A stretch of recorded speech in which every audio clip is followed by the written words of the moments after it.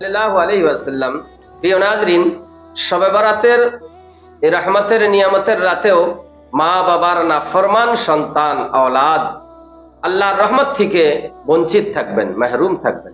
হযরতে আয়েশা সিদ্দিকা রাদিয়াল্লাহু তাআলা আনহা ইরশাদ ফরমান যে আমি জান্নাতুল বাগীতে হুজুর সাল্লাল্লাহু আলাইহি ওয়াসাল্লামের সঙ্গে মুলাকাত করেছি, তিনাকে সেখানে আমি মওজুদ পেয়েছি।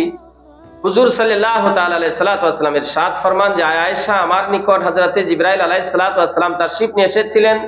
তিনি বললেন যে এই রাতে শাবানুল মুআজ্জম মাসের 15 রাতে আল্লাহ তাবারক ওয়া তাআলা বনি কলবের বকরির শরীরের যত পশম আছে তার থেকেও অধিক জাহান্নামী ইয়ানি গুনাহগারকে আল্লাহ তাবারক ওয়া তাআলা জাহান্নামের কঠিন আযাব থেকে নাজাত করে দেন। ইয়ানি বনি কলবের বকরির শরীরে যত পশম আছে তার থেকে অধিক গুনাহগারকে আল্লাহ তাবারক ওয়া তাআলা জাহান্নাম থেকে নাজাত করে দেবেন। সুবহানাল্লাহ, সুবহানাল্লাহ। আল্লাহ তাবারক ওয়া তাআলা আমাদেরকে এই রাতে ইবাদত করার আর মা বাবাকে রাজি খুশি করে মসজিদে যায় ইবাদত করার আল্লাহ তৌফিক রফিক আতা ফরমান।